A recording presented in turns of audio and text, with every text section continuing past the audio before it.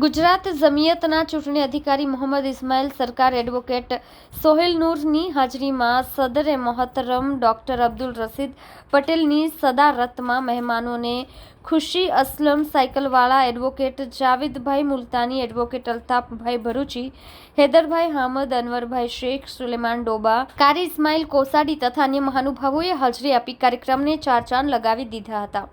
સુરત જિલ્લા અને માંગરોળ તાલુકાની જિમ્મેદારીએ હાજરી આપીને સુરત જિલ્લા જમિયત તથા તાલુકા જમિયતની રચના કરવામાં તમામ મહેમાનો ખિદમત નાની નરોલી તરફથી કરવામાં આવી હતી। જિલ્લા જમિયતના સેક્રેટરી હૈદરભાઈ હામદે સૌને આભાર વ્યક્ત કર્યો હતો। તારીખ 29 સપ્ટેમ્બર રવિવારના રોજ ગુજરાત જમિયતના નાયબ સદર મૌલાના ઇસ્માઇલ સાકાર, લીગલ એડવાઇઝર સોહેલ નૂર, ચૂંટણી કમિશનર તરીકે નાની નરોલી ગામે હાજર રહી જિલ્લા જમિયતની તથા તાલુકા જમિયતની રચના કરેલ છે, જેમાં મહેમાનો ખુશી ડોક્ટર અબ્દુલ રશીદ પટેલ, અસલમભાઈ સાયકલવાલા, એડવોકેટ જાવેદભાઈ મુલતાની, એડ અલ્તાફ ભરૂચી, અકફીસ ડાભી, હૈદરભાઈ હામદ, અનવરભાઈ શેખ, સુલેમાનભાઈ ડોબા, કારી ઇસ્માઇલ કોસાડી વગેરે સુરત જિલ્લાના દરેક ગામના આગેવાનો હાજર રહ્યા હતા।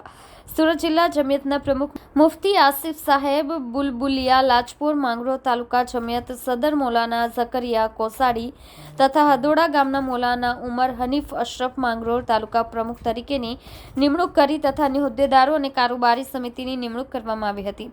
મોટી સંખ્યામાં લોકો હાજર રહ્યા હતા તથા તમામ મહેમાનોની ખિદમત દાવત નાની નરોલીના નવયુવાનોએ કરીને જિલ્લા જમિયતના સેક્રેટરી હૈદરભાઈ હામદ હથોડાઓએ જણાવેલ છે।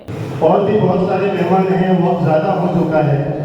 याद मैं हैदर भाई और सुनील भाई से दरख्वास्त करता हूँ कि वो जो है खामोशी के साथ उनका इकराम इस्तेमाल करें, इसलिए कि हमारे मुफक्किर गुजरात हज़रत मौलाना अब्दुल्ला साहब कापुद्रवी रहमतुल्लाह अलैह हमेशा एक जुमला कहा करते थे कि ओढ़ो જ્યારે 11 वागे जाए तो भूखो થઈ જાય।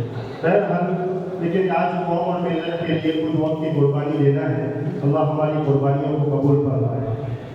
मोहतरम हज़रात,